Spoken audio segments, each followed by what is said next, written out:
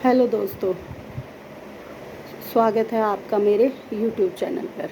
मेरा नाम सुमित्रा है और मैं आज आपको एक शिक्षाप्रद कहानी सुनाने जा रही हूँ। उम्मीद करती हूँ कि आपको मेरी कहानी पसंद आएगी। अगर आपको मेरी कहानी पसंद आए तो आप मेरे चैनल को लाइक कीजिए, सब्सक्राइब कीजिए और बेल आइकन पर प्रेस कीजिए। और अंत में आप मेरे कमेंट बॉक्स में जैसी आपको स्टोरी लगे उस अनुसार कमेंट्स कीजिए। तो मैं जो आज आपको कहानी सुनाने जा रही हूँ वो शिक्षाप्रद है। जैसा कि मैंने कहा, तो मेरी कहानी का जो शीर्षक है वो है संगत का असर। दोस्तों, आपने ये कहावत सुनी होगी, जैसी संगत वैसी रंगत। तो आज जानते हैं कि कैसी संगत कैसी रंगत होती है। तो आइए शुरू करते हैं अपनी कहानी। किसी राज्य में एक राजा राज्य करता था। वह राजा बहुत ही गुणी, धनवान और कुशाग्र बुद्धि का था। तो वह अपने राज्य को भली भांति अपने राज्य को चला रहा था, लेकिन किसी काम से उसको दूसरे राज्य में किसी काम से उसको यात्रा करनी पड़ी। तो वह अपने सैनिकों को लेकर के और अपनी यात्रा पर चल दिया। जैसे ही वह अपनी यात्रा करते हुए जंगल में से जा रहा था, तो बीच जंगल में उसे कुछ आवाज़ सुनाई देती है। पकड़ो, मारो, पकड़ो इन्हें। तो राजा और उसके सैनिक अब इधर उधर घूम करके उसको देखने लगते हैं कि कहाँ से यह आवाज़ आ रही है, और सतर्क हो जाते हैं।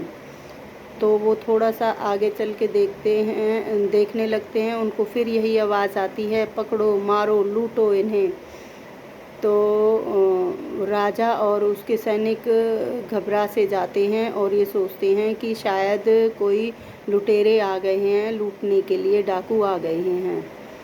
तो वो और ज़्यादा सतर्क होके इधर उधर उस आवाज़ की, जहाँ से वो आवाज़ आ रही थी, उसे ढूंढने लगते हैं।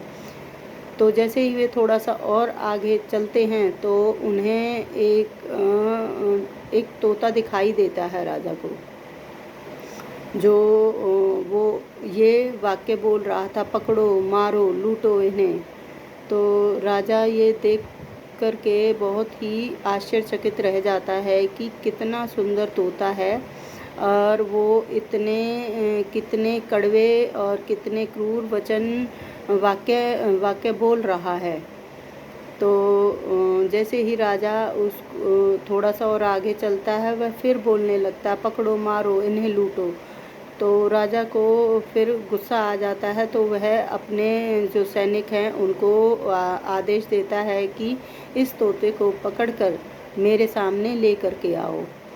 तो उसके जो राजा के सैनिक है उस तोते को पकड़ने के लिए जैसे ही उस तोते की तरफ जाते हैं, तो वो तोता उड़ जाता है और भाग जाता है वहाँ से। तो राजा फिर और उसके सैनिक अपनी यात्रा को आगे के लिए आरंभ करते हैं, और वह थोड़ा सा और आगे जाने के बाद उन्हें एक ऋषियों का आश्रम दिखाई देता है। तो राजा अपने सैनिकों से कहने लगता है कि इस आश्रम की तरफ चलो, यहाँ कुछ देर विश्राम करके हम बाकी की यात्रा बाद में प्रारंभ करेंगे। तो राजा और उसके सैनिक उस आश्रम की तरफ चलने लगते हैं। जैसे ही वो उस आश्रम के रास्ते पर जाते हैं, तो उन्हें एक आवाज़ फिर से सुनाई देती है, आइए।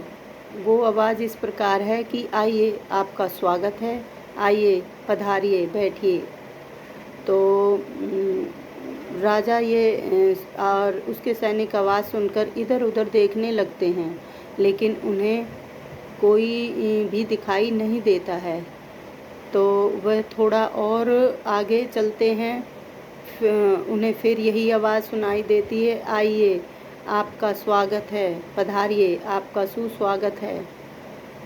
लेकिन वो फिर उसको आवाज़ की तरफ उसको ढूंढने की कोशिश करते हैं। उन्हें फिर आवाज़ मतलब जहाँ से आ रही थी वहाँ कोई भी दिखाई नहीं देता है। फिर वह थोड़ा सा और आगे चलते हैं, तो जैसे ही वे आगे चलते हैं उन्हें फिर यही आवाज़ आई, आइए पधारिए आपका स्वागत है, सुस्वागत है। तो राजा को एक तोता डाल पे बैठा दिखाई देता है। तो राजा सोचता है कि यह तो वही तोता है, बिल्कुल हूबहू ऐसा ही है जैसा कि हमें जंगल में मिला था, और इतना ही सुंदर है ये भी तोता। लेकिन वह ये उसके जो वाक्य थे उनको सुनकर, और जो जंगल में तोता मिला था उसके वाक्यों को सुनकर बहुत ही आश्चर्यचकित रह जाता है कि वो तोता तो बहुत ही मतलब क्रूर वाक्य बोल रहा था, और ये कितने मधुर वाक्य बोल रहा है। तो राजा फिर आगे आश्रम की तरफ चल देता है। तो जैसे ही राजा आश्रम में पहुंचता है, तो आश्रम में जो ऋषि होते हैं वो राजा का बहुत ही अच्छे प्रकार से आदरपूर्वक उसका स्वागत करते हैं और बोलते हैं, आइए राजन, आइए आपका स्वागत है, आइए पधारिए, विश्राम करिए। तो राजा और उसके सैनिकों ने ऋषि द्वारा दिए गए फल फ्रूट और खा करके अपना भोजन किया और विश्राम करने लगे। तो राजा जैसे ही विश्राम कर रहा था, तो राजा के दिमाग में यही बातें चल रही थी कि ये तो जो तोते मिले हैं दोनों ही कितने सुंदर है, लेकिन एक बहुत क्रूर वाक्य बोल रहा है और एक बहुत ही मधुर वाणी बोल रहा है। तो उसके दिमाग में यही चलता रहता है। तो राजा एकदम से खड़ा होकर के उठ कर के वो ऋषि के पास गया। तो ऋषि फिर राजा से कहने लगता, आइए राजन, आपका स्वागत है, बैठिए, पधारिए। तो राजा वहाँ ऋषि के पास बैठ कर के ऋषि से बात करने लगता है और उनसे पूछता है कि ऋषिवर, मैं विश्राम कर रहा था तो मेरे दिमाग में यही बातें चल रही थी कि मुझे जंगल में एक तोता इस तोते जैसा ही मिला था, वो बहुत ही क्रूर वाक्य बोल रहा था, परंतु जो ये तोता मिला है ये बहुत ही मधुर वाणी बोल रहा है। तो ऋषि राजा को समझाते हैं कि राज्यवर, तो ये जो तोते हैं इसमें इनका कोई दोष नहीं है। ये तोते एक ही माता के दो संतानें हैं, लेकिन ये अपनी माता से बिछड़ गए थे। तो एक तो मेरे आश्रम में आ गया और एक डाकुओं के हाथ लग गया था। तो जो डाकुओं के हाथ लग गया था तो वो डाकुओं की बोली को सुनकर बड़ा हुआ और उनकी संगति में रह कर के उन जैसे ही शब्द बोलने लगा। और जो मेरे आश्रम में था वो हमारे ऋषियों की वाणी को सुनकर उसकी भी वाणी ऐसी हो गई। तो ये ऋषिवर वो उस संगति में रहा तो वैसा ही बन गया, ये हमारी ऋषियों की संगति में रहा तो इसके शब्द ऐसे ही बन गए।